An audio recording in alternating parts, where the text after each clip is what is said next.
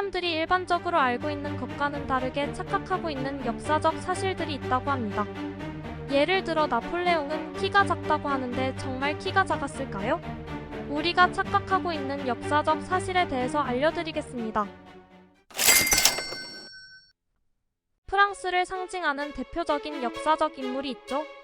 내 사전에 불가능은 없다라는 명언으로도 유명한 나폴레옹입니다. 나폴레옹을 생각하면 작은 키를 떠올리는 분들도 계실 텐데요. 알고 있는 사실과 달리 실제 나폴레옹의 키는 작지 않았다고 합니다. 그 당시 프랑스 남성의 평균 키가 164cm였는데 나폴레옹은 이보다 큰 167cm였다고 합니다. 그렇다면 왜 사람들은 나폴레옹의 키가 작았다고 알고 있을까요? 당시 적대 국가였던 영국이 프랑스 최고 통치자였던 나폴레옹을 못생긴 난쟁이로 묘사하는 경우가 많아 이 같은 인식이 퍼졌다고 하는데요. 영국에서는 길이 단위인 영국의 피트와 프랑스의 피에를 착각하여 실제보다 10cm 정도 작은 걸로 알고 있었다고 합니다. 또 다른 이유로는 나폴레옹이 상대적으로 키가 컸던 근위병에게 항상 둘러싸여 있어서 상대적으로 작아 보였다고 합니다. 많은 사람들이 윤봉길 의사하면 도시락 폭탄을 자연스럽게 떠올리지만 실제 윤봉길 의사가 홍커우 공원에서 일본군 수뇌부 등을 향해 던진 것은 도시락 폭탄이 아니라 물통 폭탄이라고 합니다.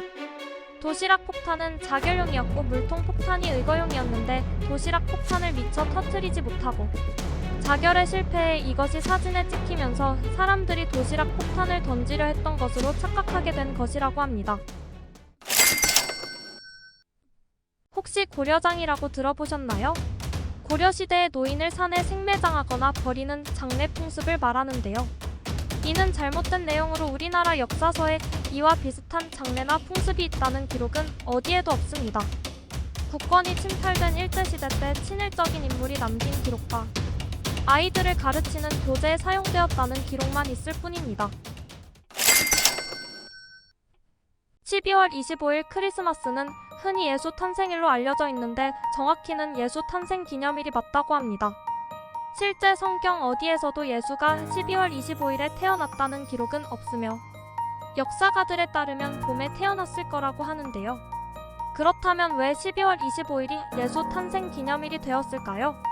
당시 로마가 사용하던 율리우스력에서 한 해 중 가장 해가 짧은 날이 12월 25일이었는데 어둠이 짙은 날의 믿음, 소망, 사랑의 등불을 밝히고자 구세주가 도래했다고 받아들이기 시작한 것이 크리스마스의 기원이 되었다고 합니다.